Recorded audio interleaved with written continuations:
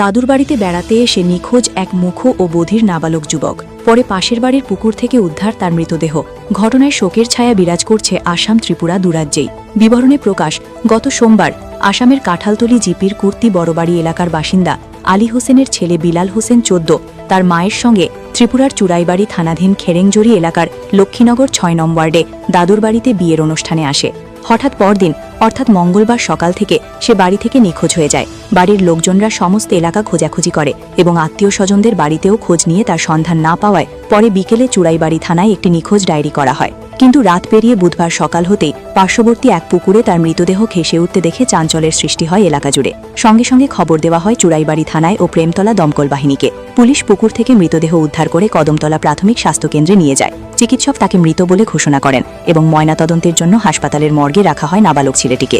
এদিকে তার পরিবারের লোকজনরা এটি স্বাভাবিক মৃত্যু নয় বলেও দাবি করছেন। তাদের ধারণা কোনো ব্যক্তি এই নাবালকটিকে পরিকল্পিতভাবে হত্যা করেছে বলে। তবে তারা ঘটনার সম্পূর্ণ সুষ্ঠু তদন্ত করে সঠিক বিচার পাওয়ার দাবি করছেন। নমস্কার, আমি আব্দুল লতিফ, বাড়ি লক্ষ্মীনগর 6 নং ওয়ার্ডে। আজ 8 তারিখে আমার একটা নাতির লাশ পাওয়া গেছে নবোদয় স্কুলের পূর্ব পাশে একটা ফিশারির মধ্যে। এই বাচ্চাটা তার আসল বাড়ি হলো কুর্তি বড়বাড়ি কাটকগুলি। ওখান থেকে আইছিল আমার বাতিজি, তার 3টা বাচ্চা লইয়া প্রথম আইছে আমার বাড়িতে।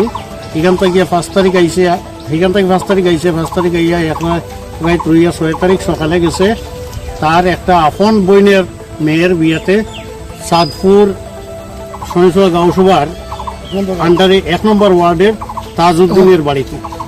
এখানেও সেই দিন বরযাত্রীরা আইসে, খাওয়া দাওয়া করছে, বিয়ের অনুষ্ঠান চলছে। আর এই অনুষ্ঠানে বাচ্চাটা অক্ষত অবস্থায় মায়ের সঙ্গে সব সময় যত্নে আসিল। বিকাল 3টায় যখন মহিলাদের খাওয়া দাওয়া শেষ হয়েছে, এই খাওয়া দাওয়ার সময় বাচ্চাটারও খাওয়া দাওয়া করাইছে মা নিজের হাতে। খাওয়া দাওয়া করানোর পরে মাটা একটু বাথরুমে যাওয়ার প্রয়োজন হয়েছে, তখন ওই বাচ্চাটারে একটা গরুর মধ্যে রাখিয়া এই বাথরুমও গেছে। কিন্তু বাচ্চাটার প্রতিবন্ধী কথা হইতে পারে না, বা মানে খারাপ ভালো কোনটা বুঝতে পারে না। সেই হিসাবে বাথরুমও যাওয়ার ফাঁকে দিয়ে এই বাচ্চাটা এখান থেকে উঠিয়া উদা হয়ে গেছে গিয়া। মা আইসে আইয়ার এই বাচ্চাটারে পাইছে না। তখন মা কারোরে শেয়ার না করিয়া নিজের থেকে খুঁজছে যে এই বিয়ে বাড়ির যতটা প্যান্ডেল আছে সব প্যান্ডেল খুঁজছে, ঘরগুলা খুঁজছে, আশপাশ খুঁজছে। খোঁজার পরে যখন 1 ঘন্টা গেছে গিয়া পাইছে না, তখন আত্মীয় স্বজনের কাছে দ্বারস্থ হয়েছে। আত্মীয় স্বজনরা লগে লগে খোঁজাখুঁজি আরম্ভ করছে।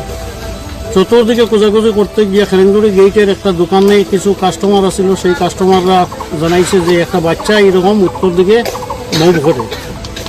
আমরা ওই উত্তর দিকে মুভ করিয়া খোঁজাখুঁজি করছি, কিন্তু কোথাও তার সন্ধান হয়েছিল না। পাইতে গিয়ে আমরা চুড়াইবাড়ি থানাতে মৌখিকভাবে একটা ইনফরমেশন দিছি, ফেসবুকে নেটে আমরা এটার মেসেজ দিছি নিখোঁজ হিসাবে। কিন্তু কারোর থেকে কোনো রেসপন্স পাইছি না, কোনো দিকে কোনো রেসপন্স পাইছি না বাচ্চাটা পাওয়া গেছে হিসাবে। আমরা গতকালকে দিনভর খোঁজাখুঁজি করছি, মাইকিং করছি, এলাকাতে মাইকিং করিয়া বিস্তীর্ণ অঞ্চল পর্যন্ত আমরা মাইকিং করিয়া জানাইয়া দিছি, কিন্তু কোনো রেসপন্স নাই।